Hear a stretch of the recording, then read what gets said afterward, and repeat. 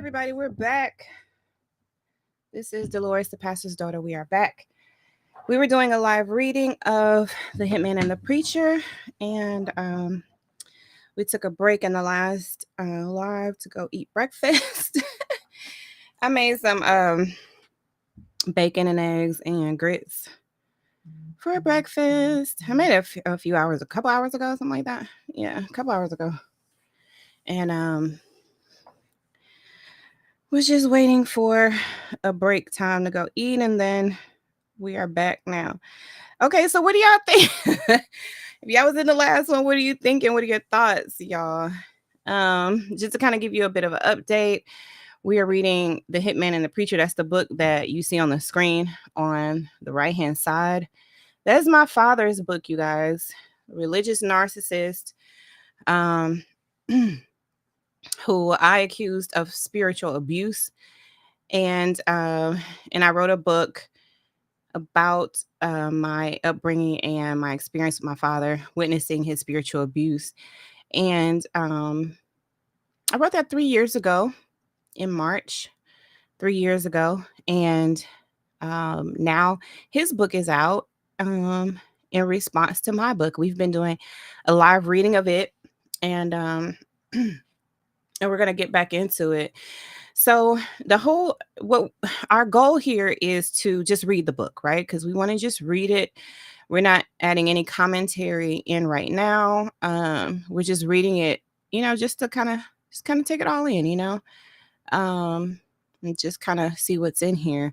And then in subsequent lives, we are going to break it down line by line. And what I am coining as discernment trials, right? Because I want you guys to get really, really good at discernment. But also, you know what? Now is not the time. I'm going to hold that for another time. Anyways, as you come in, please share the video of this live reading of The Hitman and the Preacher. We are on chapter 7, you guys. We made it through chapter 6. I told y'all chapter 6 had me struggling a little bit. Okay. Because the way chapter 6 ended, y'all, I was like, okay. I actually feel like that meme. Y'all seen that meme going around? Y'all remember when Candy was doing the reunion show on The Real Housewives of Atlanta, and she was like, the lies. Like, I feel like that. I feel like that right now. Like, the lies. Oh my goodness. But we're gonna we're gonna break it down, y'all. But right now we just gotta read it. And so get your popcorn, get your cocktail, and let's get into it. Okay. Also, you guys, I am streaming on multiple channels right now. If you come in late, I guess you won't even really hear this if you come in late, but you can start the video over if you go and watch me over on YouTube. You can start the video at the beginning, whereas I know Facebook won't let you do that, and I'm not sure about some of the other platforms that I'm streaming on if you're able to go back, but and rewind a live broadcast. But go ahead and rewind it if you need to, and we're going to go ahead and continue this reading. So welcome back, you guys. We are doing a live reading of The Hitman and the Preacher by Harold R. Laster. This is chapter 7, Finding Light in the Darkness. Amidst the uncertainty and fear that shadowed our every move, a chance encounter at a gas station heralded a glimmer of hope in the darkness. As I stepped out of the vehicle, weary and watchful, 2 strangers approached, a pair of black men whose warm smiles belied the gravity of our situation. With the perceptiveness born of shared experience, they sensed the tension that hung heavy in the air. Their concern evident as they inquired about the turmoil that had brought us to this moment. As I shared our harrowing tale of pursuit and fear, they listened intently, their empathy a balm to our troubled souls. In a moment of shared understanding, they offered words of reassurance, their laughter cutting through the tension like a beacon of light. With unwavering confidence, they assured me that we possess the strength and resilience to overcome the adversaries that dogged our every step. Uh, excuse me, y'all. Their words resonated deep within me, stirring a newfound sense of determination and resolve. In their laughter, I found solace, a reminder that even in the darkest times, the possibility of hope and salvation existed. As we bid farewell, excuse me, as we bid farewell to our newfound allies and resumed our journey, our words echoed in their words echoed. Woo, I'm sorry, y'all. Let's start over. As we bid farewell to our newfound allies and resumed our journey, their words echoed in my mind, a guiding beacon of encouragement amidst the tumultuous sea of uncertainty. With renewed vigor, we pressed on, fortified by the unexpected kindness of strangers and the unshakable belief that we would find a way to break free from the shackles of fear that bound us. Amidst the flickering fluorescent lights of the gas station, their words of wisdom. Let me start over. I'm sorry, let me just take a second. Let me clear my throat. Yeah, no, I just ate. So my apologies.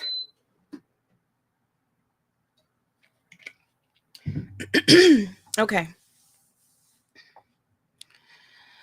Amidst the flickering fluorescent lights of the gas station, their words of wisdom resonated like a divine revelation. With a gentle yet resolute tone, they offered reassurance, urging me to cast aside the shackles of fear and embrace the certainty of victory.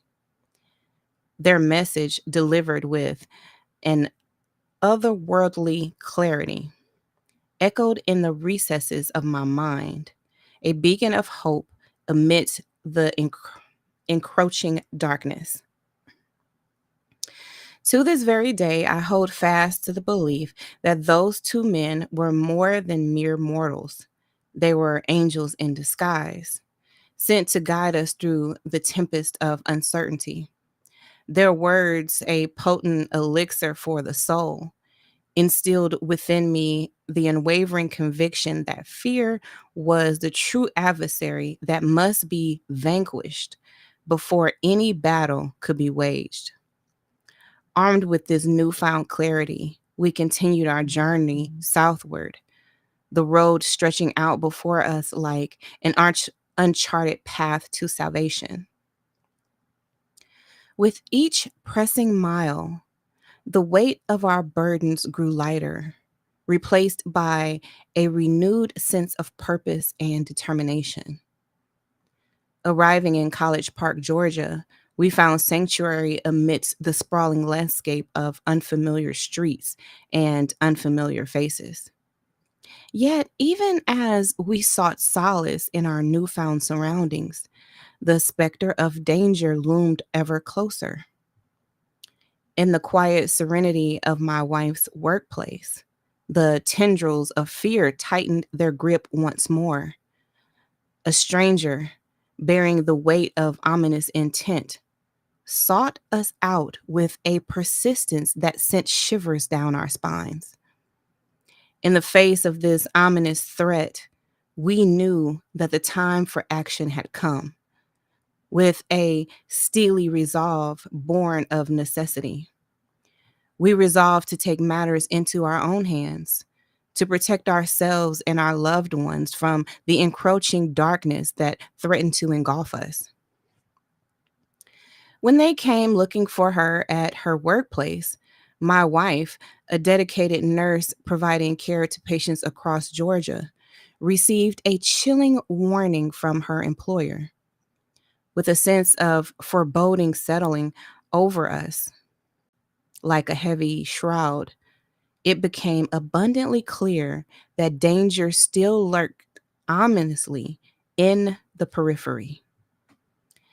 Despite our relocation to Georgia, the threat remained palpable, a shadowy specter that refused to be dispelled. Realizing the gravity of our predicament, I resolved to take decisive action to safeguard our family against the looming threat. Setting into motion a plan born of necessity, we fortified our defenses, meticulously vetting our visitor, excuse me, meticulously vetting every visitor to our home in a bid to discern friend from foe. Each face that crossed our threshold was scrutinized with a newfound weariness. Every interaction fraught with the tension of impending danger. In the midst of this turmoil, we made the difficult decision to uproot our lives once more, seeking refuge in the sanctuary of South Carolina. With meticulous planning and unwavering determination, we prepared to embark on a journey fraught with uncertainty, yet infused with a glimmer of hope for a safer future. As the pieces of our plan fell into place, my wife made the courageous decision to enlist in the military, a path that promised both security and stability in the face of adversity. With her departure from Fort Jackson, excuse me, with her departure for from no, it's for okay, hold on, y'all.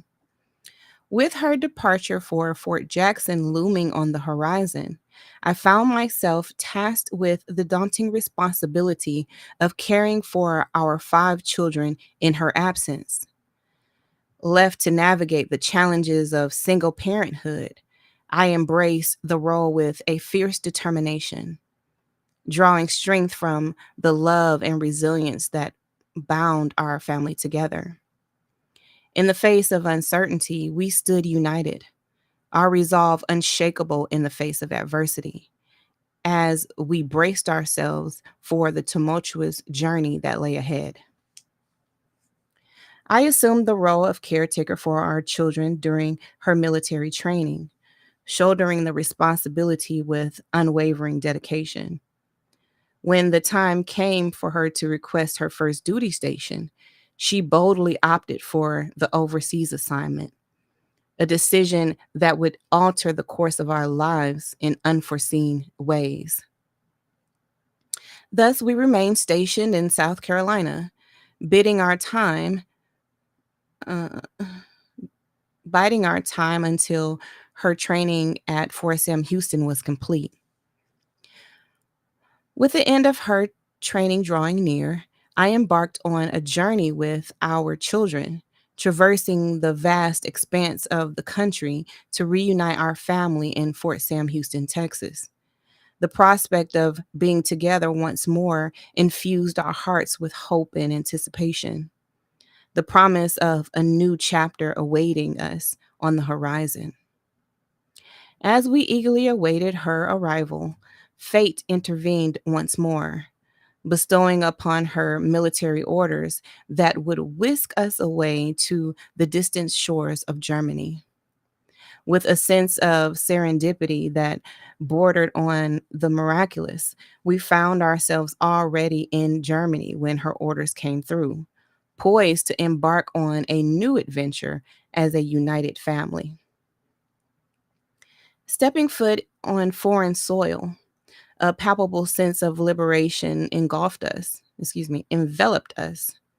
The weight of our past fears and uncertainties lifted like a veil in the crisp European air. For the first time in what felt like an eternity, we breathed deeply, savoring the sweet taste of freedom that had long eluded us. In the sanctuary of our newfound home, we felt untouchable, a world away from the dangers that had once haunted our every waking moment. With the specter of danger now a distant memory, we embrace the opportunity to start anew, laying down roots in our adopted homeland. Inspired by a shared sense of faith and resilience, we embarked on a journey of spiritual renewal, opening our hearts and our homes to those seeking solace and community. In the hallowed halls of our humble church, we found purpose and belonging, a testament to the power of hope and perseverance in the face of adversity. While my wife diligently served as a nurse in Landstuhl, Germany, tending to the needs of others with unwavering compassion, I found myself at a crossroads, grappling with the call to embark on a new journey, one that would ultimately lead me to open a church. The genesis of this endeavor unfolded in a moment of divine intervention as I sat alone on the couch, contemplating my next steps in a foreign land. In the quiet solitude of our home, the Holy Spirit stirred within me, urging me to heed a higher calling. In a leap of faith, I poured out my heart in prayer, grappling with the enormity of the task laid before me. Lord, I beseeched, I hear you call, I hear your call to open a church, but I am but a humble man without the means or resources to bring such a vision to fruition. Yet, even in the depths of my uncertainty, I felt a reassuring presence enveloping me and a steadfast reminder that miracles can take root where faith abounds. With renewed determination, I set out to seek a venue for our fledgling church congregation. I'm sorry, you guys. With renewed determination, I set out to seek a venue for our fledgling congregation, guided by a sense of purpose that transcended earthly constraints. Fortune smiled upon me when I stumbled upon an empty building nestled near my wife's workplace on the army post. Adjacent to it stood Romeo's Pizza, a beacon of familiarity in a sea of uncertainty. With trepidation mingled with hope, I approached the owner, whose demeanor exuded warmth and skepticism.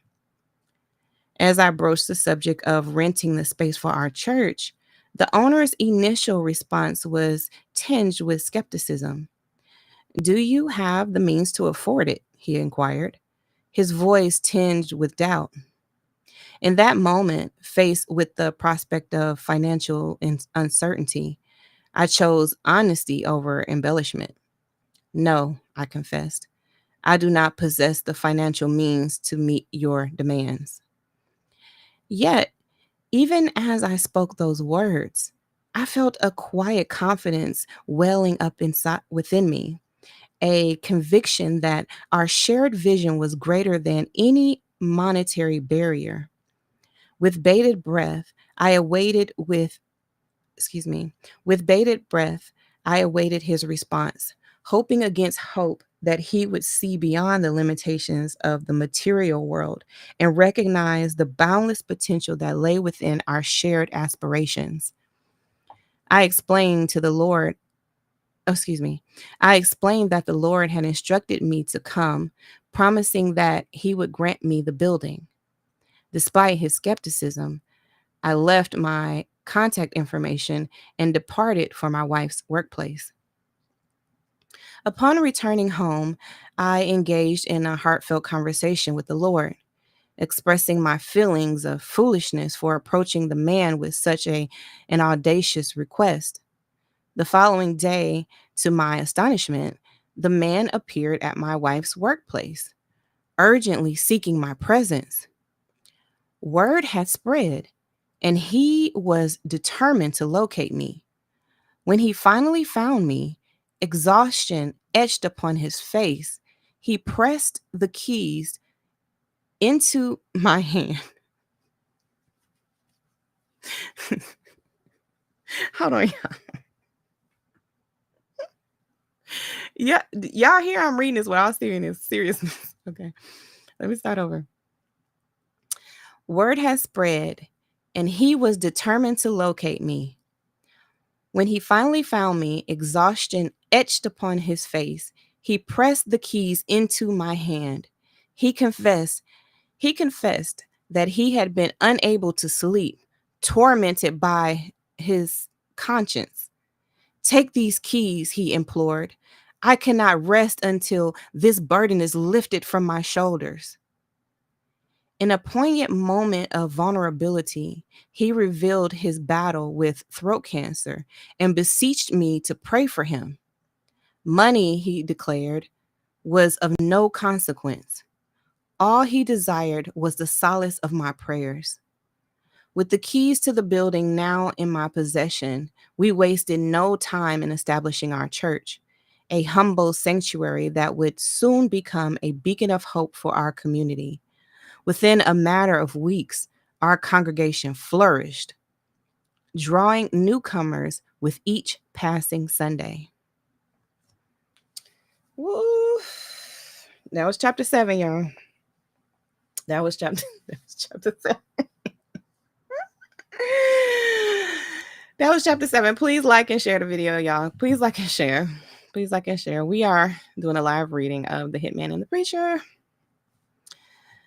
And we are about to start chapter 8. Let me take a sip.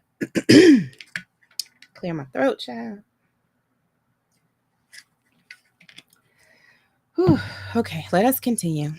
All right, you guys, we are reading The Hitman and the Preacher. This is chapter 8, From Ashes to Refuge. From the moment our church door swung open for the first time, it seemed Providence had blessed us abundantly. Within a mere 30 days, our congregation swelled to over 30 fervent souls. We took up the mantle of shepherding this flock, and in our humble sanctuary, miracles unfolded. Lives were transformed, salvation found, and the chains of bondage shattered. News of the spiritual revival within our modest walls spread like wildfire, drawing seekers from far and wide, even across the breadth of Europe. Our quaint little church became a beacon of hope and renewal, attracting curious visitors from every corner. It was a sight to behold, witnessing the tapestry of humanity converging in pursuit of faith and redemption. Meanwhile, amidst the spiritual fervor, I found myself navigating the earthly realm as a supervisor in a junkyard parts facility. Days were spent overseeing operations, but my heart remained tethered to the spiritual journey unfolding within our congregation. Then came the fateful call that shattered the tranquil rhythm of our lives. Racing along the Autobahn, the world's fastest highway, I hurtled towards home with a sense or foreboding gnawing it at my soul. Pulling onto Launchstool Hill, the sight that greeted me was one of chaos and despair. Government housing, where my family resided, was engulfed in turmoil. Fire trucks blared, military police stood vigilant, and the air crackled with tension. Racing through the throngs of onlookers, I felt a surge of panic grips my heart. The reason for the urgent summons became painfully clear. Amidst the chaos, my mind raced, but one thought consumed me: the safety of my children. Ignoring the barricades and chaos, I dashed toward the heart of the commotion, desperately seeking their presence amidst the chaos. For at that moment, amidst the sirens and the chaos, nothing mattered more than ensuring the safety of my beloved family. The aftermath of the fire was a scene straight out of a nightmare. Smoke billowed from the charred remains of what was once our home, tendrils of destruction weaving through the corridors of government housing. The stove, left unattended, had become a malevolent agent of chaos, unleashing flames that devour everything in its path. The damage, totaling a staggering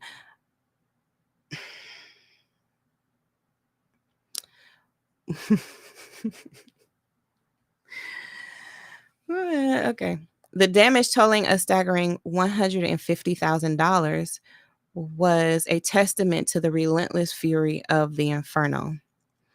Amidst the chaotic scene, face excuse me, amidst the chaotic scene, faces blurred together in a sea of concerned onlookers, their expressions reflecting the urgency of the moment.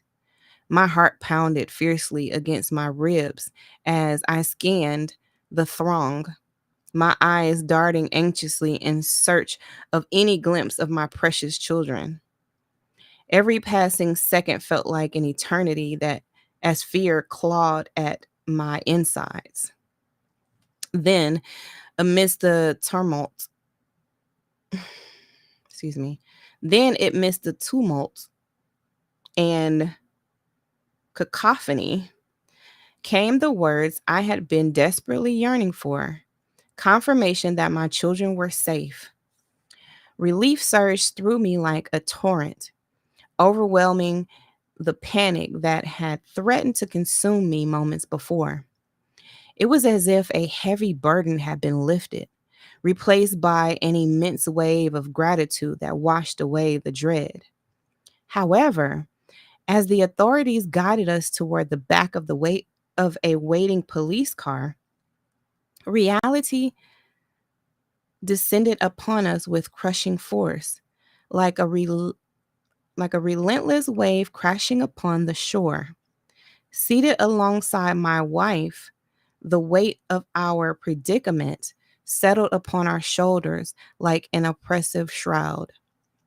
The tears glistening in her eyes mirrored the ache in my own heart, both of us grappling with the enormity of our situation. Here we were, stranded in a foreign land, our sense of security shattered and stripped of everything we held dear. The uncertainty of what lay ahead loomed ominously, casting a shadow over our thoughts and dreams.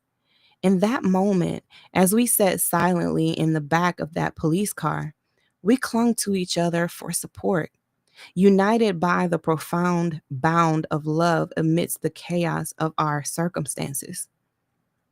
In that cramped space, surrounded by the stark metal confines of the police car, the full extent of our loss hit us like a physical blow. Memories, cherished possessions, the very essence of our past, all reduced to ash and rubble. My wife's tears flowed freely, each droplet a silent testament to the depth of our despair. Then, amidst the chaos, a beacon of humanity emerged. Tony, a familiar face in the crowd, saw our anguish and cried out in solidarity. His voice pierced through the din and rally cry of, excuse me, and, hold on. His voice peered through the din.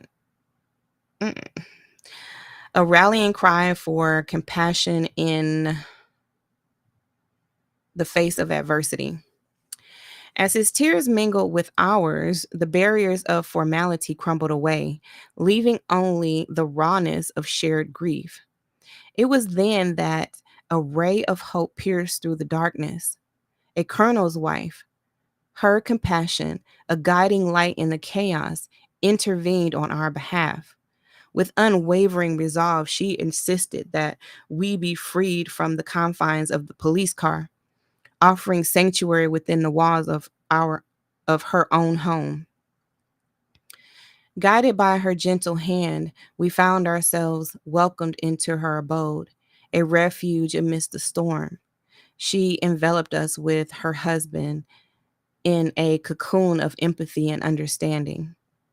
As we sat there, surrounded by the warmth of of their hospitality, we found solace in the simple act of human connection.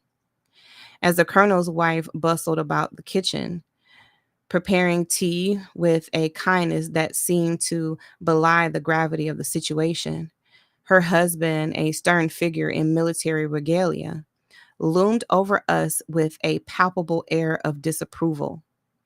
Anger simmered beneath the surface of his demeanor, his words laced with accusation and condemnation. He wasted no time in vetting his frustration, his voice a thunderous barrage of threats and recriminations. Each syllable was a dagger aimed at our already wounded hearts, promising repercussions that loomed ominously in the horizon. But amidst his tirade, I refused to cower. Though a civilian in the face of his military authority, I stood firm. I bulwarked. What? I don't know. Yeah, I don't even know what that word is. A bulwark of defiance against the storm of his indignation. For me, it was a matter of principle. Here was a man supposed to be a protector of the people, lashing out with unchecked aggression toward me and my wife. The instinct to defend her honor, to confront him man to man, burned within me like a raging fire. As tensions escalated, our exchange cracked with the intensity of two opposing forces on a collision course, and his wife intervened. With a courage born of empathy, she stepped between us, a beacon of reason in the midst of chaos. Soft yet resolute, excuse me, soft yet resolute words carried the weight of righteousness as she pleaded for understanding and compassion in the face of tragedy. Her insistence, a resolute defense of our plight, became an impenetrable shield against the relentless onslaught of his fury. Each word she spoke echoed with conviction, a steadfast resolve that seemed to chip away at the walls of his anger. As she stood her ground, unwavering in her determination, a remarkable transformation took place. His aggressive stance softened. His features gradually relaxed into a begrudging acceptance of her unwavering wisdom. Yet it was not solely her words that offered solace in our darkest hour. No, it was the profound kindness radiating from every line of her face, every gesture of her being. The warmth of her embrace enveloped us as she sat with us on the floor, her presence a soothing balm to our wounded spirits. At that moment, it felt as though God Himself had sent His angel of mercy to watch over us and shield us from the world's harshness. Her compassion, a beacon of light amidst the shadows, illuminated the path forward, instilling a glimmer of hope amidst the despair within us. As we gazed into her eyes, we found not just solace, but a renewed sense of strength to face whatever trials lay ahead. In her presence, we discovered the true essence of humanity, a boundless capacity for love and empathy that transcended the barriers of language and circumstance. As she spoke to her husband, her voice was a gentle persuasion that softened the hard edges of his resolve, and a sense of relief washed over us. For in her, we found an ally and a lifeline, someone who understood the depth of our loss and was determined to help us rebuild. In her, we found a protector and a minister of grace, guiding us through the darkness with the light of her compassion. As we sat together, enveloped in her embrace, we knew that no matter what the challenges ahead, We would not face them alone. In mere days, we found ourselves whisked away into a sprawling 6-bedroom palace, a place so breathtakingly beautiful that it felt like stepping into a dream. The sheer grandeur of it all overwhelmed us. Each room was a sanctuary meticulously designed for every member of our family. It was a haven amidst the chaos, a sanctuary we never dare we never dare imagined. We never dared imagine. As we settled into our new home, the kindness of strangers continued to astound us. Vouchers in hand, we ventured to DRMO, where we were met with an abundance of military furniture and bedding, each piece a symbol of support and care for from a community we had yet to fully comprehend. Brand new carpeting adorned every inch of our palace, transforming it into a haven of warmth and comfort. Then came the generosity of the government, a lifeline extended just when we needed it most. Thousands upon thousands of dollars poured in, a financial reprieve that seemed almost too good to be true. But it didn't stop there. Friends from our past, from one of our old churches, rallied around us, offering not just money, but clothes, toiletries, and every essential we could possibly need. Their generosity was a beacon of hope in our darkest hour. But amidst the blessings, there was also heartache. Article 15 loomed over my wife, a burden that weighed heavily on our shoulders, especially being so far from home with our children. The decision to leave Germany was painful, made even more so by the tearful farewells of our beloved church community. Their anguish mirrored our own, their pleas for us to stay echoing in our ears long after we departed. In the end, despite their desperate uh, entreaties, okay. In the end, despite their desperate entreaties, I found myself powerless to change my wife's decision. It was a choice born of necessity, tinged with sorrow and regret, as we left behind the only home we had ever known overseas. Our hearts ached with the bittersweet realization that sometimes even the most well meaning gestures cannot mend what has been broken. Ooh, child. That was chapter 8, y'all. Mm-mm-mm-mm. We're listening. We're reading and we don't judge. Okay, y'all. Do y'all hear me right now? Look, we just read. We ain't judging right now. Okay. I'm judging in my head, but I'm not judging out loud. We just reading it right now. All right, y'all. Let's keep going. We're starting chapter 9. We're on the last 3 chapters, y'all. Okay. Yeah, we are reading The Hitman and the Preacher. This is chapter 9, Navigating Betrayal, Bounty, and Boundless Determination. My wife longed to escape, her heart heavy with the weight of hurt and humiliation.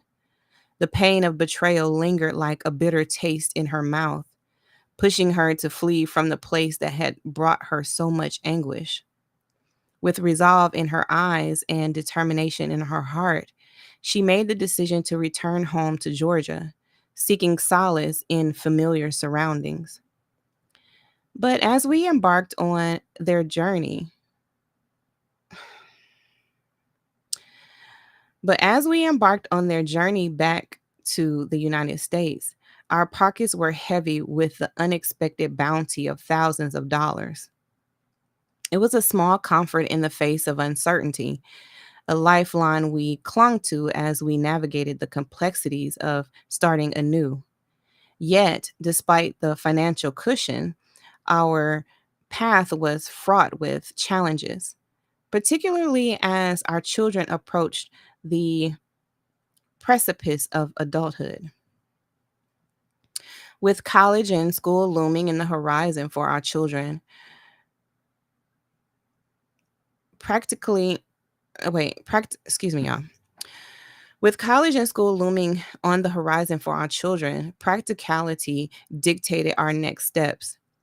Three different vehicles became a necessity, each purchase a reminder of the sacrifices made for the ones we loved. Yet, even with the weight of responsibility bearing down upon us, the burden of finding shelter remained. Our temporary refuge became a hotel in the bustling city of Atlanta, a place of refuge that came at a steep cost. Every night spent within its walls served as a stark reminder of the precariousness of our situation, the urgency to carve out a new existence palpable in every moment. But amidst the chaos and uncertainty, a flicker of hope emerged. In the depth of our struggle, an idea took root, a beacon of possibility in an otherwise bleak landscape. It was a it was a spark of innovation, a glimmer of light in the darkness, offering a glimpse of fortune. Wait a minute. I'm sorry, let me start that sentence over. It was a spark of innovation, a glimmer of light in the darkness, offering a glimpse of a future filled with promise and potential. I proposed a solution born out of desperation and determination. Let's buy a trailer and seek refuge in Alabama, where the cost of living is more affordable. With hope flickering like a fragile flame, we made the bold decision to invest in 40 acres of land, a symbol of our unwavering commitment to building a new life from the ashes of our past. Though our initial plan was to purchase the entire plot, financial constraints forced us to settle for 20 acres in Randolph County, Alabama. Leaving behind the confines of the hotel, where each day felt like a race against time and dwindling resources. Excuse me, let me read that over again. Leaving behind the confines of the hotel, where each day felt like a race against time and dwindling resources, we embarked on the journey to our new home. It was a leap of faith, a desperate gamble made in the 11th hour. As we crossed state lines into Alabama, the weight of uncertainty bore down upon us, each mile marking a step closer to a future filled with unknowns. Settling into our humble trailer, I poured every ounce of my being into transforming it into a sanctuary where we could find respite from the storms that raged outside. Every nail hammered, every board secured was a testament to our resilience, a reminder that we refuse to be defeated, even in the face of adversity. But a chilling realization dawned upon us amidst the sweat and toil of rebuilding our lives. In the quiet of the evening, as I returned home, weary from a day's labor, I found my wife sitting on the couch, her eyes glazed with disbelief. The air hung heavy with tension as she uttered those fateful words, her voice trembling with fear and uncertainty. "Harold," she whispered, "they're still looking for us." Yeah, I can't. I can't. It is thinking I'm fighting for my life over here. Nothing. Nothing, Harold. They're still looking for us. I can't. All right, let me read okay. Let me read that again. The air hung heavy with tension as she uttered those fateful words, her voice trembling with fear and uncertainty. "Harold," she whispered, "they're still looking for us."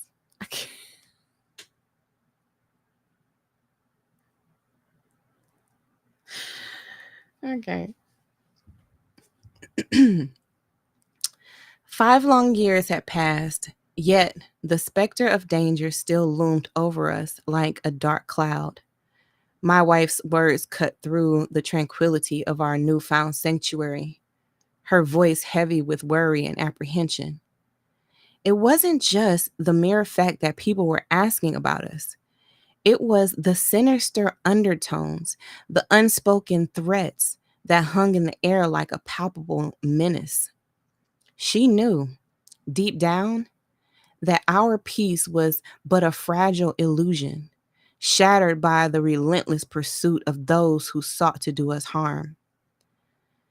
So here we were, nestled in the quiet solitude of our trailer, surrounded by acres of untamed beauty that we called our own. The land stretched out before us like a canvas of dreams, each stream and meadow a testament to the freedom we had fought so hard to attain. In the gentle embrace of nature, we found solace, a respite from the chaos that seemed to follow us at every turn. But our idyllic existence was short lived, shattered by the harsh reality of our circumstances. We faced the painful truth with a heavy heart. We were no longer safe here. The very land that had once offered us sanctuary now felt like a prison, its beauty tainted by the looming threat of danger. As we hastily packed our belongings into the confines of our SUV, the weight of uncertainty bore down upon us. Every item we stowed away was a reminder of the life we were leaving behind, a stark testament to the harsh realities of our existence. Yet, amidst the chaos, there was a glimmer of hope, a desperate attempt to make sense of the madness that had engulfed us. With trembling hands, I dialed a familiar number, hoping against hope for some semblance of answers. Was it all just a cruel hoax, or were we truly in danger? The voice on the other end offered no solace or reassurance, only the cold, hard truth that our enemies were closer than we had ever imagined. Therefore, with a heavy heart and a sense of foreboding, we set out once more into the unknown, leaving behind the echoes of our shattered dreams in the quiet stillness of our abandoned home.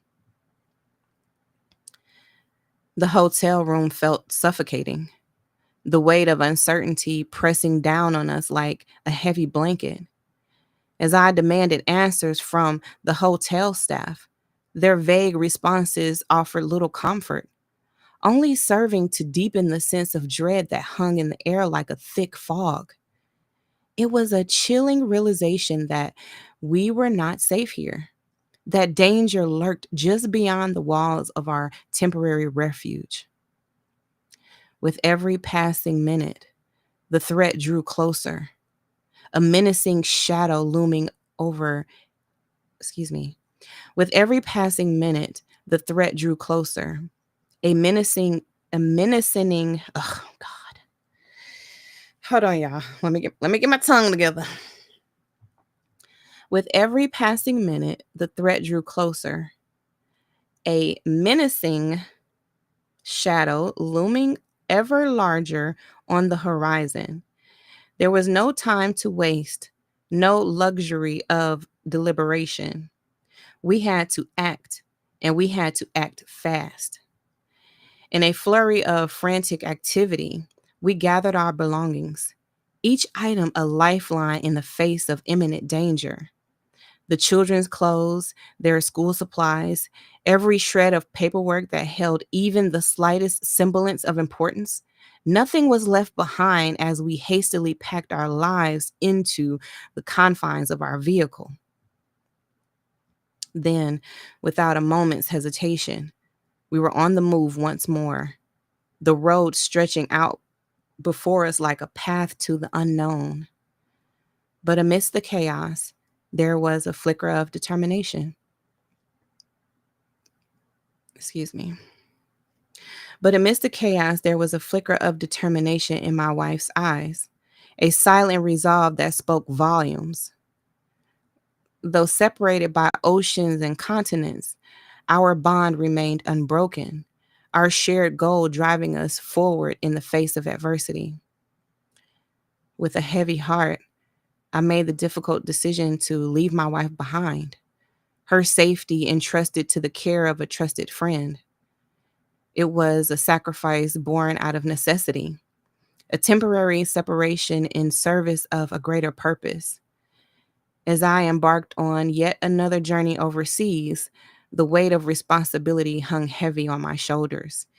Each step forward a testament to the lengths we would go to protect our family. But even in the darkest of moments, there was a glimmer of hope, a belief that no matter the obstacle we faced, we would emerge stronger and more resilient than before. So with determination in our hearts and the promise of a brighter future on the horizon, we pressed on, ready to face whatever challenges lay ahead. As I journeyed back overseas in the search of a new beginning, the landscape of familiarity had shifted beneath my feet. The once thriving churches that had been my pillars of support now stood empty and desolate, their halls echoing with the ghost of bygone congregations. Yet, amidst the rubble of broken dreams, a beacon of hope emerged in the form of an old acquaintance, a minister whose kindness would become my lifeline in a sea of uncertainty. With open arms, he welcomed me into his home, a refuge amidst the storm of upheaval. It was a gesture of generosity that touched me to the core, a reminder that even in the darkest of times, there are still rays of light to guide us through the darkness. As he handed me the keys to one of his vehicles, a symbol of newfound freedom, I couldn't help but feel a surge of gratitude for this unexpected blessing. It's impossible to navigate Europe without a vehicle, he insisted, his voice filled with conviction. Take this van, and may it serve you well on your journey. In the warmth of his home, surrounded by the laughter of his family, I found solace in the midst of chaos. It was a temporary respite, a fleeting moment of peace before the harsh realities of life came crashing back in. But even as I struggled to find my footing in this unfamiliar land, I refused to succumb to despair. With determination in my heart, I sought out whatever employment I could find. No task too humble, no job too menial. Although washing dishes may have seemed like a small victory to some, to me it was a sign of progress, a step forward in the path of rebuilding my life. In the midst of my newfound stability, I found myself drawn to a church where my benefactor and my wife worshiped. Excuse me, my benefactor and his wife worshiped. It was a sanctuary of faith and fellowship, a place where I could find solace in the company of kindred spirits.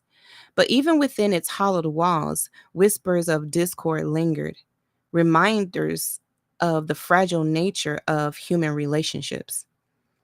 The minister who had extended his hand in fellowship had a past marred by mistakes, and his fall from grace was a stain on his reputation.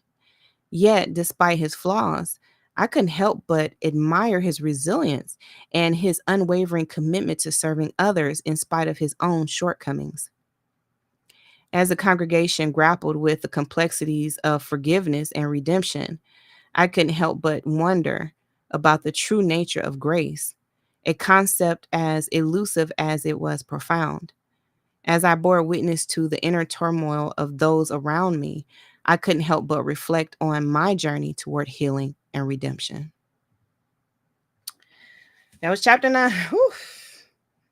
That one was a little bit of struggle to get through too.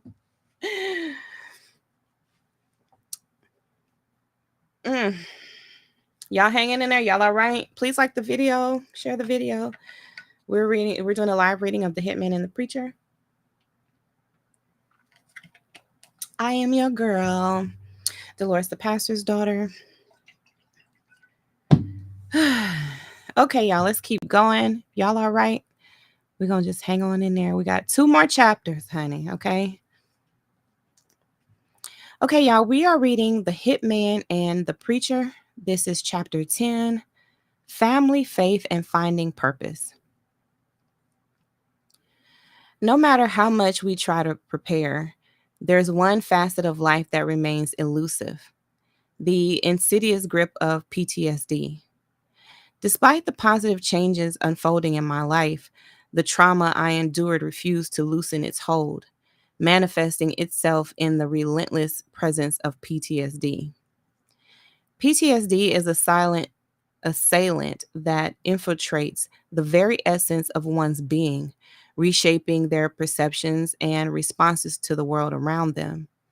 Its effects are subtle yet profound, often hidden beneath the veneer of normalcy until familiarity unveils the stark contrast in behavior. It wasn't until I intimately knew my family that I began to discern the quiet struggles they bore from the threats upon their lives. Let me read that again, y'all. It wasn't until I intimately knew my family that I began to discern the quiet struggles they bore from the threats upon their lives. The once carefree demeanor of my children had undergone a transformation, their innocence marred by the invisible scars of trauma. Despite their enduring beauty and innate kindness, it was evident that they grappled with the burden of PTSD. How does a parent navigate the delicate terrain of raising children whose innocence has been tainted by fear? How does one explain the necessity of silence amidst the cacophony of danger, or deny them the simple joys of play when the specter of uncertainty looms overhead? Every hush uttered, every hush ordered. Ooh, hold on, y'all. Let me take a sip because these words is running together. Okay. Every hush uttered in response to a noise, every denial of outdoor adventures is infused with the weight of a parent's unspoken anguish, bore from the relentless vigilance demanded by their circumstances.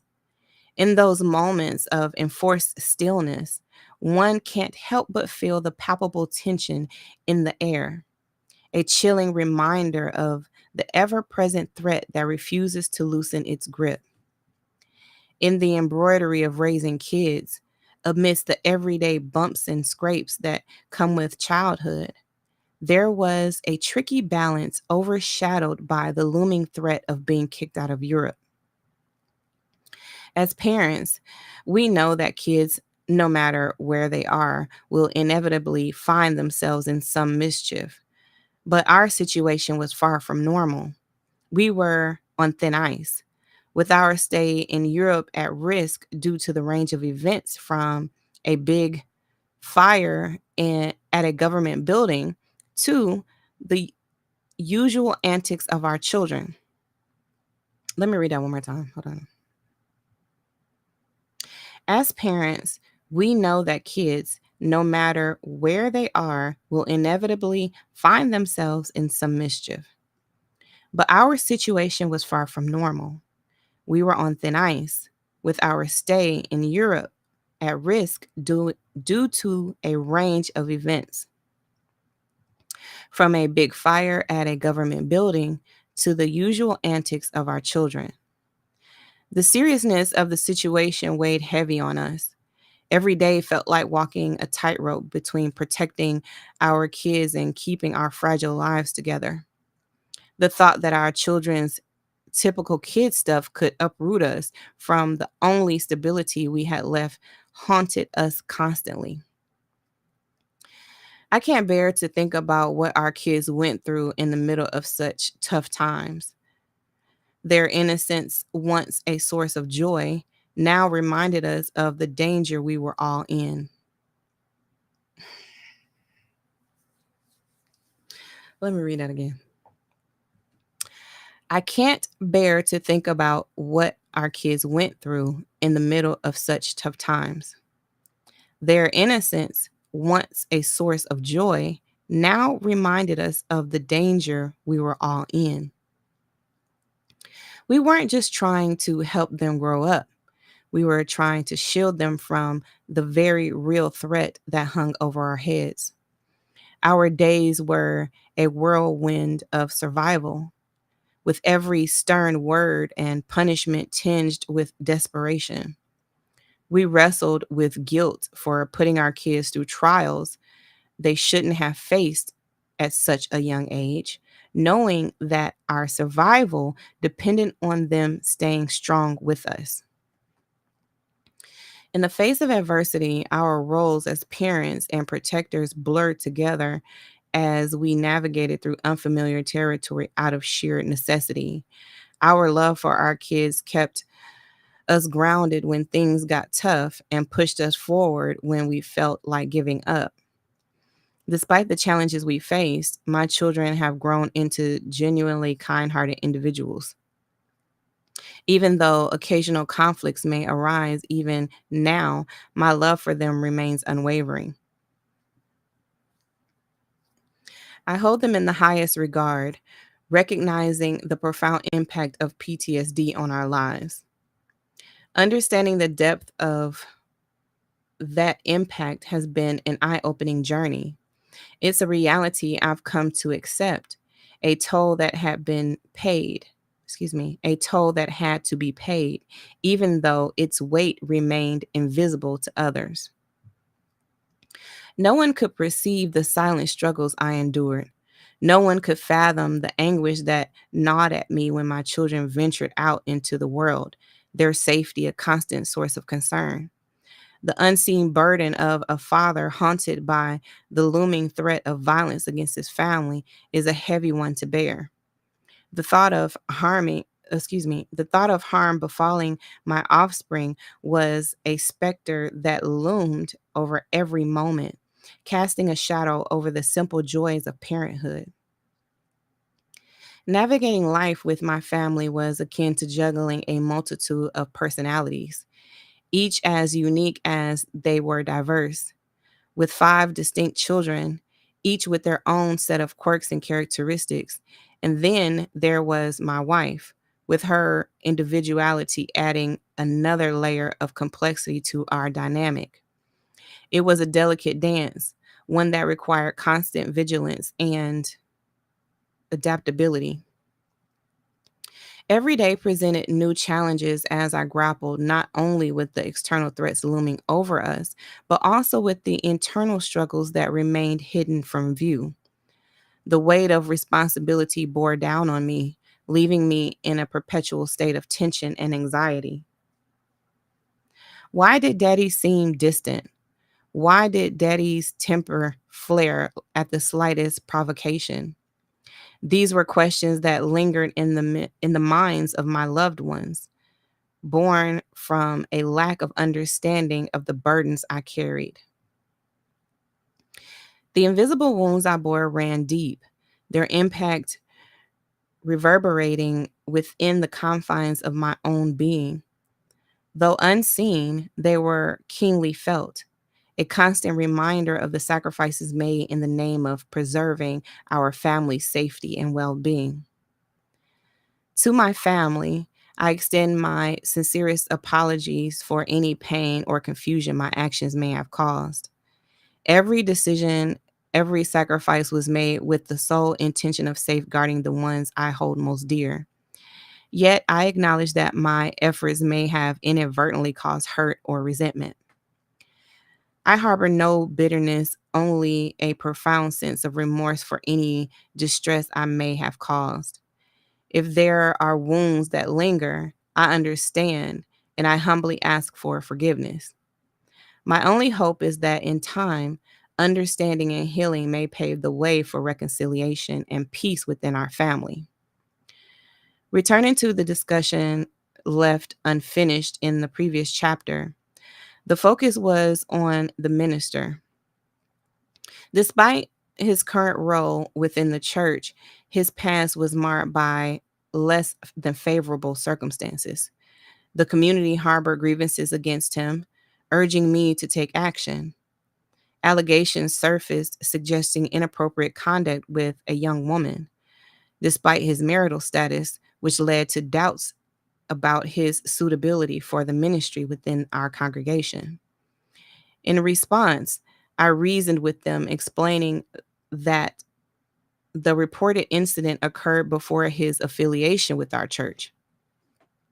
The situation escalated when they presented me with an ultimatum: either remove the minister or they would withdraw 8 members along with the vital TAD funding that sustained our church's operations.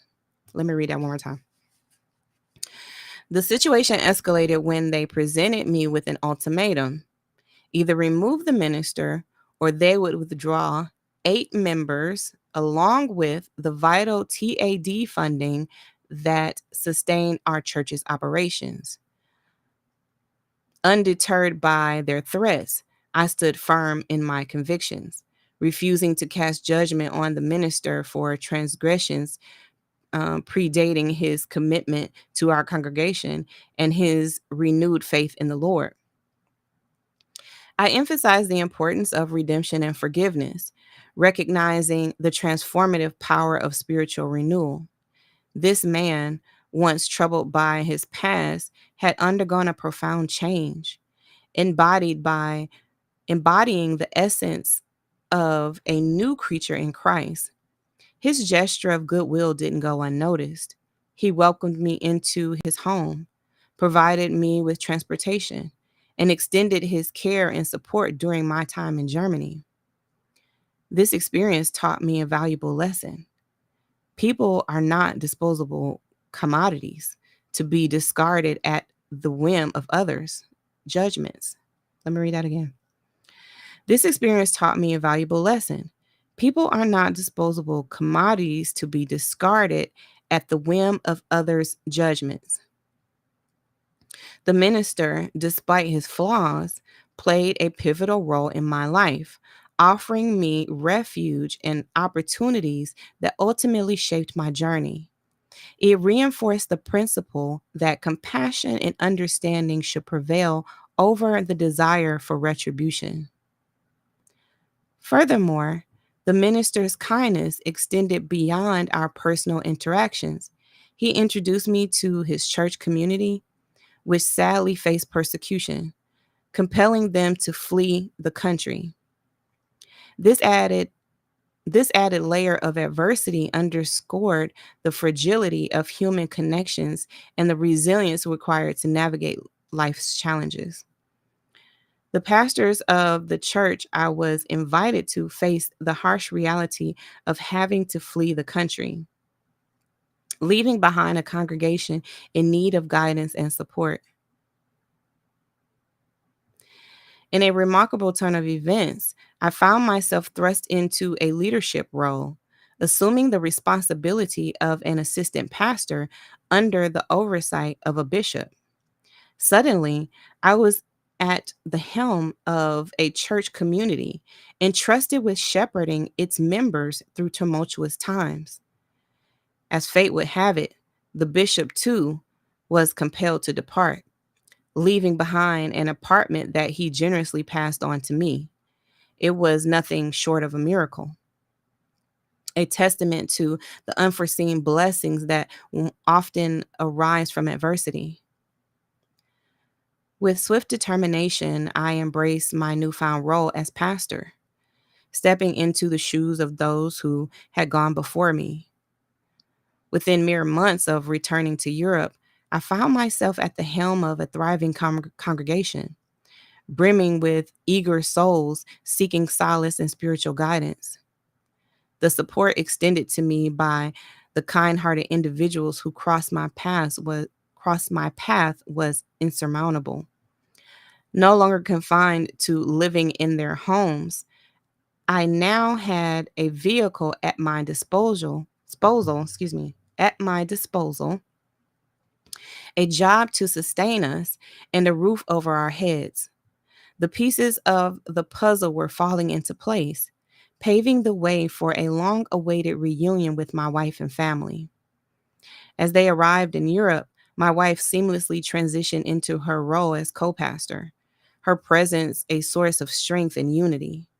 Despite never having received our official licenses, our shared commitment to ministry and guidance we received through ministerial classes prepared us for the journey ahead. Together, we embarked on a new chapter, fortified by faith and by y'all. Hold on. Together, we embarked on a new chapter, fortified by faith and buoyed by the unwavering support of our newfound community. It was a testament to the transformative power of resilience, perseverance, and the boundless grace of God. Following our licensing by Bishop Lee H. Evans in Europe, we underwent rigorous training and received our official paperwork, marking the beginning of our formal ministry journey on the continent. However, with our our path was not without its twists and turns. Initially, we found ourselves settled at a church where we served diligently for a period. Yet, an invitation from another congregation to pastor their church presented itself, and we accepted the opportunity, embracing the challenge with open hearts. However, a lingering sense of unease gnawed at us despite our dedication to the church we were leading. We longed for the autonomy and sense of ownership that comes with shepherding our own congregation, much like we had done at the outset of our journey in Europe. Eventually, our persistence bore fruit, and we were blessed with the opportunity to establish our own church. To our amazement, the church seemed to flourish. The church seemed to flourish overnight, drawing in members from near and far, eager eager to partake in the community we had fostered.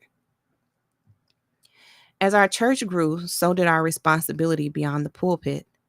My wife, now a European civilian, found fulfillment in her role at a child care development center while honing her culinary skills. She secured employment as a wage grade worker for the government, a position I too held, cementing our ties to the community and providing stability alongside our pastoral duties. In this newfound equilibrium of government employment and pastoral ministry, we found a sense of fulfillment and purpose, our professional endeavors intertwining seamlessly with our spiritual calling. Together, we embarked on a journey of service and devotion, guided by faith and a shared commitment to making a positive impact on the lives of those around us. Oof. That was chapter 10, y'all. That was chapter 10. Oh my God. All right, y'all. This is the final chapter. Final chapter. Okay, you guys, we have been reading The Hitman and the Preacher. This is chapter 11, The Dawn of Hope. Hold on. Excuse me. Let me do that again. This is chapter 11, The Dawn of Hope. Europe greeted us once again. 5 years had passed since our last footsteps echoed through its streets. As I stand here, the familiarity of it all washes over me like a comforting wave. It's as if time had circled back, returning us to our starting point. Life has been kind to us in these years. We have ascended to a place of comfort and prosperity. Our residence now graces the grandeur of the royal, a testament to our journey from humble beginnings to esteemed status. But it's not just the luxury of our abode that speaks volumes, it's the symbolism it carries, a marker of our triumph over adversity. In this foreign land, we have carved out our own sanctuary, a church where the doors swing wide for all who seek solace. It's a peculiar sight, a civilian pastor tending to the spiritual needs of military personnel. Yet here we stand, bridging the gap between two worlds, our voices resonating within the walls as we preach words of hope and salvation. Our congregation burgeons with each passing day, a testament to the enthusiasm and passion that pulse within us. But with growth comes a clamor, a cacophony of voices raised in praise and worship that spills beyond the confines of our sanctuary. We have become too loud for our own quarters. A real is, excuse me.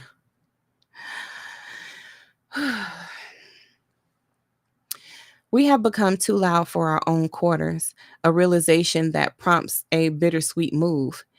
In his infinite wisdom, God guides us to God guides us across the threshold, leading us to civilian housing nestled within the heart of the government domain.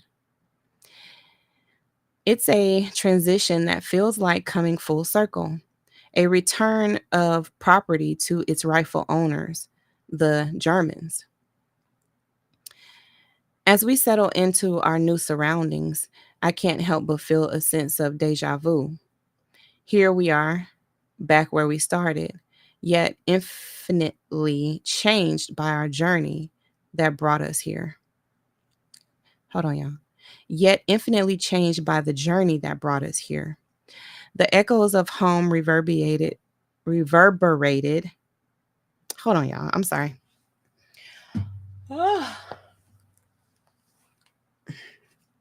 Okay. The echoes of home reverberate through these halls, reminding us of the trials we have overcome and the blessings we have been bestowed. Amidst it all, we stand, ready to embrace whatever lies ahead on this new chapter of our European Odyssey. Settling into our home on the airbase, we found ourselves in the middle of something quite interesting. Outside our church, the German government was busy testing Mercedes Benz cars. It was quite a sight, with technicians putting these vehicles through their paces while we conducted our services inside. After church, everyone would spill out to watch the tests. It was fascinating to see how they tested the cars, especially with water and ice in front of us. But amidst all this excitement, we had our jobs to focus on. Both my wife and I were working for the government now. Undoubtedly, these were good jobs, but they came with their challenges. Working in government jobs meant dealing with a lot of rules and bureaucracy. It wasn't always easy, and there were times when we faced obstacles that made things difficult. Still, we did not let that deter us. Our faith kept us going, strengthening us even when things got tough. With the support of our church community, we knew we could overcome any challenge that came our way. Life on the airbase was full of contrasts, from the roar of engines during car tests to the quiet moments of worship in our church. It was a place where different worlds collided. Through it all, we remained determined to make the most of our new life, knowing that each obstacle was just another opportunity to grow and learn. The competition for these government jobs was fierce. Those who had settled in Germany, marrying locals, were incredibly determined to secure these positions. They were they saw them as jobs and tickets to stability and prosperity. But amidst the allure of these roles, there lurked a darker reality, a reality tinged with racial tension and sabotage. In my job, I faced challenges from these underlying tensions. People sought to undermine my work, driven by prejudice and a desire to see me fail. Every day became a battle, a struggle to prove myself in adversity. God had blessed me with intelligence and resilience. I refused to be deterred by the obstacles thrown my way. Instead, I devised a strategy to outsmart my detractors. I would present my work to the supervisor each evening, ensuring it was thoroughly checked and signed off. This way, when the sabotage inevitably occurred overnight, there was tangible evidence of foul play.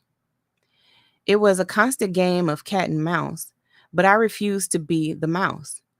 Armed with faith and determination, I confronted each challenge head on, refusing to let the machinations of others dictate my destiny. As I persevered through the trials, I found solace in knowing that God was by my side, guiding me through the stormy seas of prejudice and adversity. As tensions escalated in my new workplace, the situation drew attention from authorities back in Texas. Reports of racial slurs and attempts to replace us with individuals who did not share our background reached the ears of government officials. It was a stark reminder of the discrimination we faced, a bitter pill to swallow as we fought to retain our livelihoods. Meanwhile, at our church, we found ourselves amid a stark contrast. The carpentry, our new sanctuary, stood as a beacon of hope and unity, a sprawling edifice capable of accommodating thousands. Yet, despite its grandeur, our congregation remained humble in size, num- numbering only a fraction of its capacity. Of its capacity.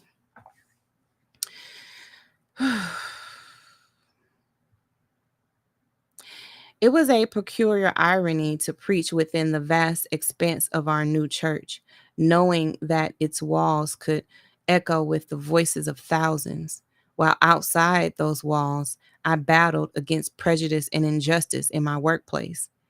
Even as I stood before the congregation, delivering messages of faith and resilience, the weight of my struggles pressed heavily upon me.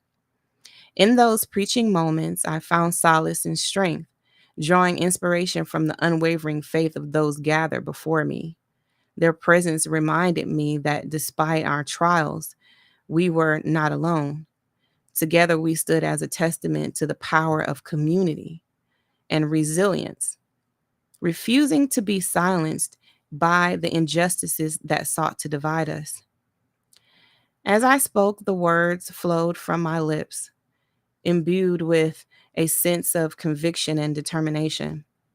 For in that sacred place, amidst the grandeur of the carpentry, we found refuge from the storms of prejudice and discrimination, united in our pursuit of justice and equality. As I stood before the congregation, preparing to deliver my sermon, a tumult of emotion surged within me. The weight of the injustices faced in my workplace bore down on my spirit, mingling with the fervent prayers I offered up for those in need. Addressing the congregation, I spoke of the trials and tribulations that many endured, assuring them that God would not turn a blind eye to their suffering. For those who seek to bring trouble upon you, I proclaimed, God's righteousness fire, God's righteous fire will rain down upon them. In that moment, as the words left my lips, a remarkable turn of events unfolded. My deacon, a stalwart soldier who prided himself on punctuality, arrived late, an unprecedented occurrence. His solemn demeanor was, excuse me, his solemn demeanor as he approached me spoke volumes before he even uttered a word. Seated beside me, he delivered news that sent shivers down my spine. "Where you work," he began, his voice heavy with gravity, "is engulfed in flames. Fire trucks swarmed the area, and I was delayed in reaching church as I waited for them to clear the way." It was a revelation that resonated deeply within me, a stark reminder of the divine protection that encircled us even amid adversity. In that moment, I was reminded of the immutable truth that God's providence remains steadfast no matter where we find ourselves. With a renewed sense of faith and purpose, I rose to deliver my sermon, encouraged by the assurance that God would indeed watch over his own. As the congregation listened intently, I shared the miraculous revelation, emphasizing that his protection would never waver, even in the face of raging fires. For in that sacred space, excuse me, y'all, hold on.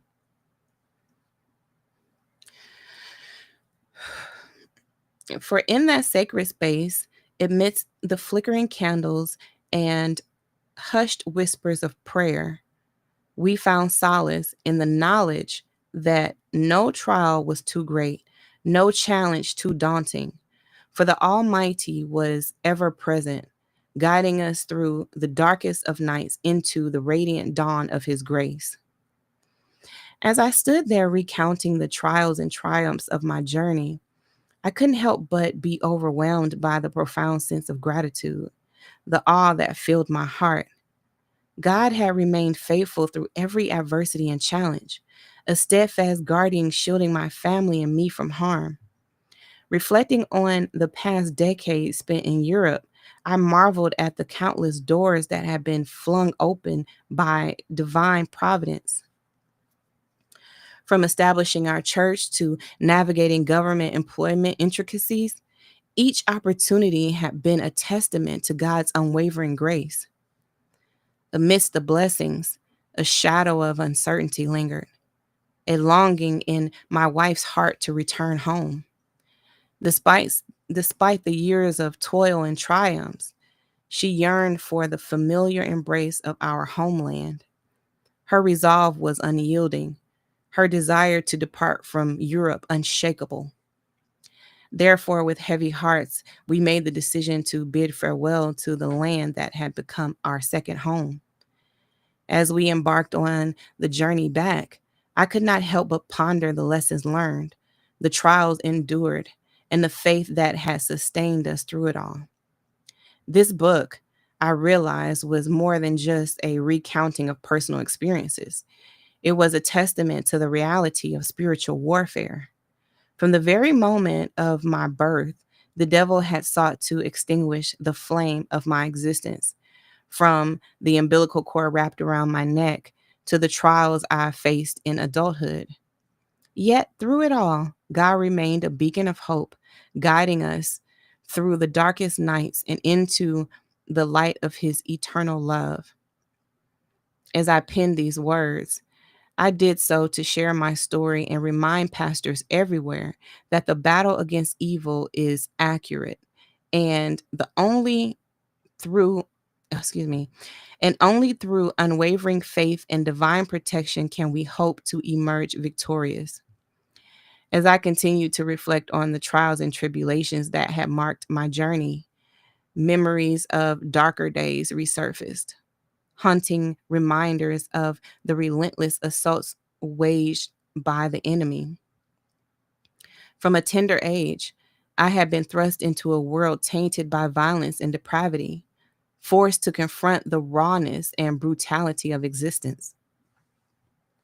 But just not, excuse me, at just 9 years old, I found myself crafting makeshift weapons, zip guns to safeguard my family in a world where danger lurked around every corner. I had seen the horror of humanity, the seething underbelly of society laid bare before me, and I had no choice but to navigate its treacherous waters alone.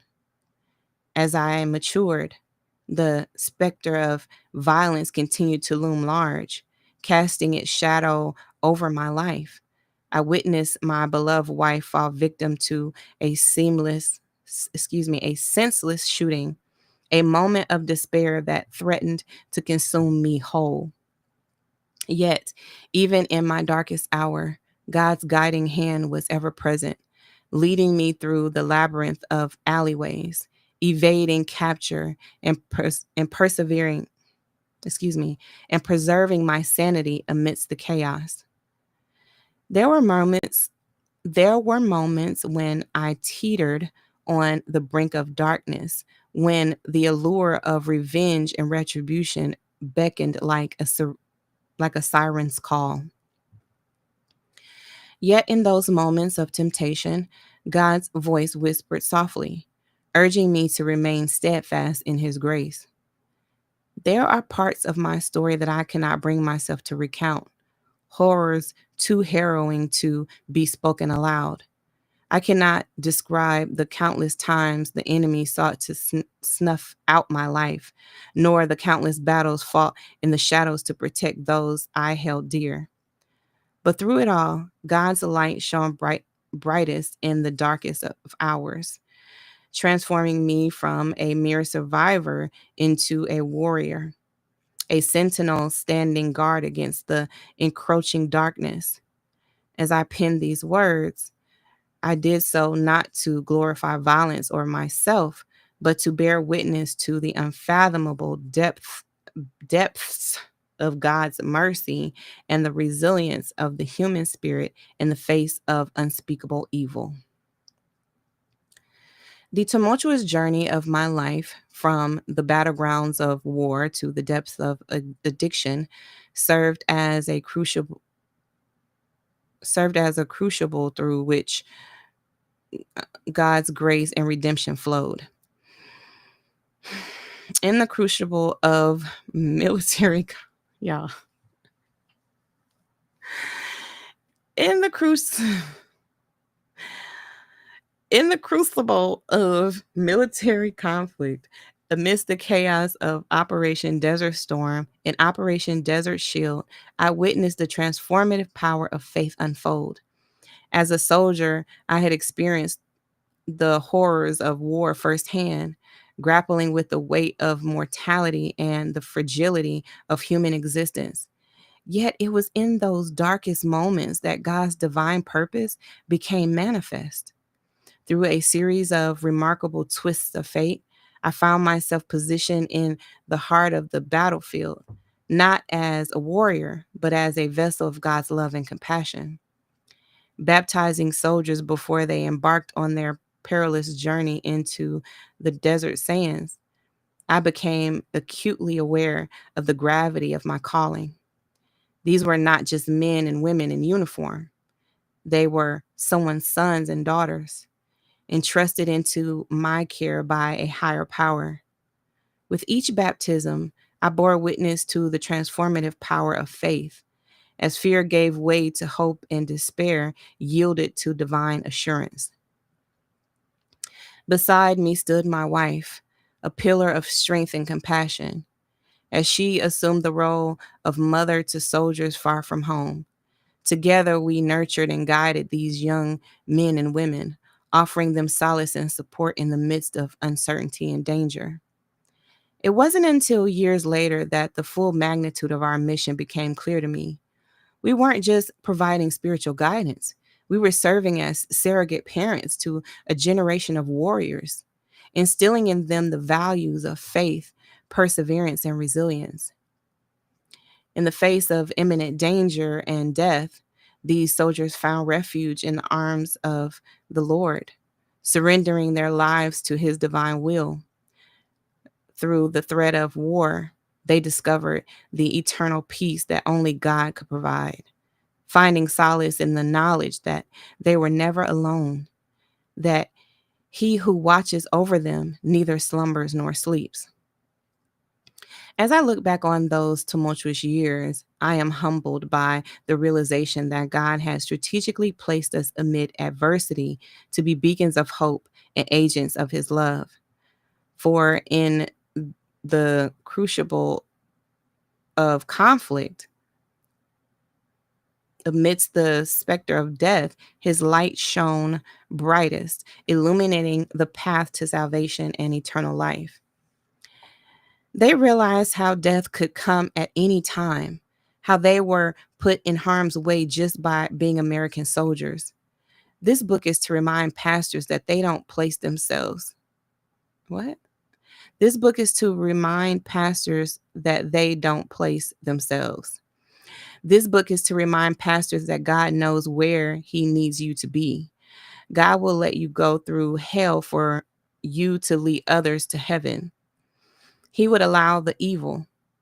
He will allow you to go through the sewers of life so that you can bring his children through, pull them out of the sewers of life, fight for them, and defend them. Now, I'm going to go back just for a moment to my job. When I was standing up, I said, God will rain fire down on the people that mess over his children. As my deacon began to explain, the place the place was on fire. I realized at that very second that my job was on fire.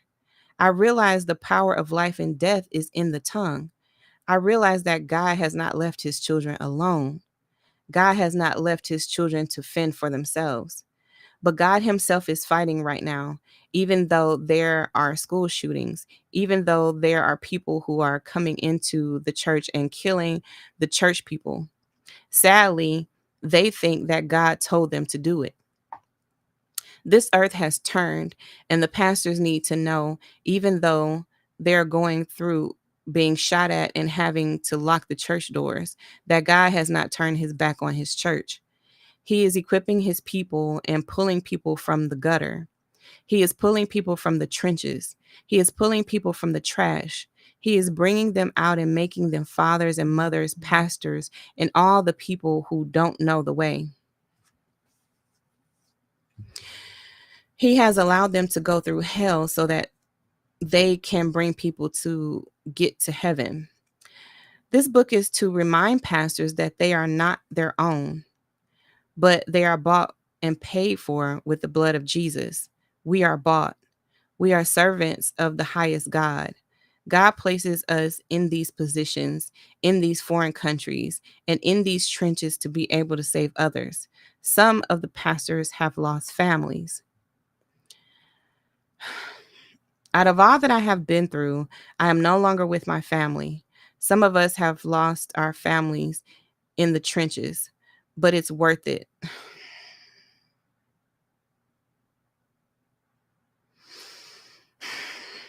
I'm going to read that again. Some of the pastors have lost families. Out of all that I have been through, I am no longer with my family. Some of us have lost our families in the trenches, but it's worth it. Some of us have lost time and lost money. Some of us would have already been millionaires, but we have lost things for Christ. But God is yet in control, and we still have to trust God no matter what position we find ourselves in. Right now, I'm in a position where I can only pray for my family. Who knows what my situation entails? The severity of what I've been through, death after death after death threats, death after death attempts have been done to my 5 children, and what has been done to my wife. Who knows the tiredness inside? Who knows that I've been enough? Oh, excuse me, hold on, y'all.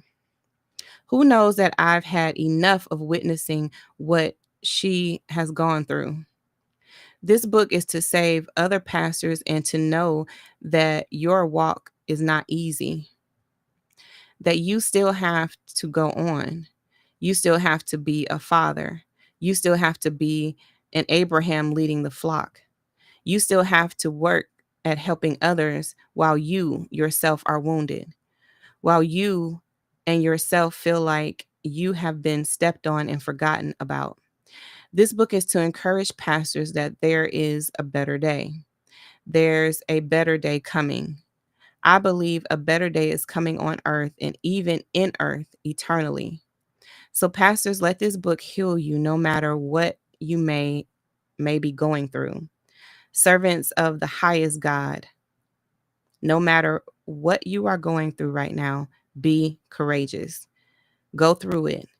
There is a better day coming. There is a day that God will vindicate you and show that he was always with you. The end. We made it. Oh God, we made it through. Give yourselves a round of applause. Give me a round of applause. Shoot, okay. We made it, y'all. We made it through that. Woo. My God. All right, y'all. So it's a lot. It's a lot to take in. I'm gonna just sit with it. Okay. Like I'm just gonna sit with it, and just process. Okay. But I'm still feeling I'm on my candy vibes right now. Okay. The lies, like that's who I am right now. This is just ooh, like it's just a lot of thoughts going through my mind right now. A lot of thoughts. But like I said, I just need to sit with it. Y'all sit with it, okay? Let me know, like, let me know what y'all are hearing, okay? Like, I'm hearing a whole lot of things. I feel like I need to go through and take notes, on things that I need. Y'all, this is some madness. This is some madness. I could tell that, there were different writers. Did y'all hear that? Like, did you hear like the difference in the different writing styles? Like, you can tell. Like, I think I can tell like what words were exactly my father's, and of course what words were other people's. What words were Chat GPT's, because I could tell there was a lot of that. Um, just being a writer myself, I can tell a bit of that, like that language, the repetition. That, oh my goodness, it's just so much. It's so much, y'all. I mean, that's not even just counting the lies that are all up and through, the attempts to make himself look like the hero. Also, it's like he wants you to look at him like the hero, but also have sympathy for him being the victim. You know what I'm saying? Like, it's just like, how do you, like, how is he even trying to, like, navigating that, of appearing to be um the hero, basically, right? But also being a victim, like, I don't even know what other words to put it in. It's just like my brain is just trying to process everything that I just read, and then of course process the emotions behind it. Because I mean, like, I feel something just like just on a daughter level, just a core base level of, this being my father, who wrote this, and then of course whoever helped him write it. It's just, I have so many questions, I have so many comments, I have so many thoughts right now, and it's just, I'm gonna need to take a nap to, like, you know what I'm saying, to, like, get my mind right to even analyze this, but it's a lot, y'all. So y'all let me know in the chat what y'all are thinking, okay? And then I'm gonna let y'all know when we'll be doing a live breakdown. But I'm gonna break up each of these videos into chapters. I'm gonna break down the chapters into individual videos. Okay, so then it's going to be a little bit easier for us to dissect. Okay, so we can go like chapter by chapter, then we can listen to the reading that I did of the chapter, and then dissect from there. We can do it that way. So y'all let me know. This is kind of like on a prelim what I'm thinking of, how we're gonna do the analysis on this. Whew. But this is it's a lot to process. It really is. So y'all keep me in your prayers, okay? Keep your girl in your prayers, okay? You know, when you're praying, when you're talking to God, y'all send one up. Just whisper my name, y'all. And I will talk to y'all later. I'm not sure I'm gonna come back today. I feel like I need to like really like sleep on this, like overnight, like actually do a real good sleep over this, on this. I just, Wah! Yeah, keep me in your prayers, y'all. Okay, so I'll see y'all later to do the analysis. All right. I love y'all. Bye-bye for now.